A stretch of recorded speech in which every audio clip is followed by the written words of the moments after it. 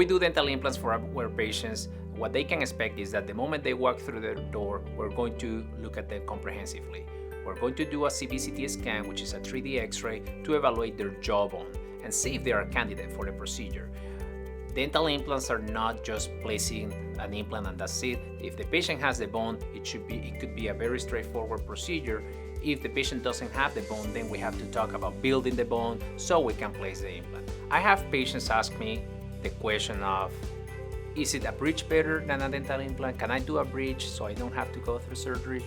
And the answer that I give them is the implant is going to be the best long-term solution. If you look at studies, bridges have higher failure rates because they're more likely to get decay underneath.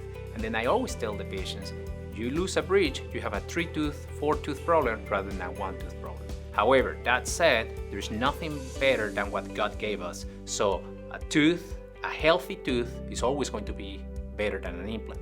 But a tooth that is not healthy, that needs to be replaced, or an empty space that needs to be replaced, the implant is going to be the best treatment option.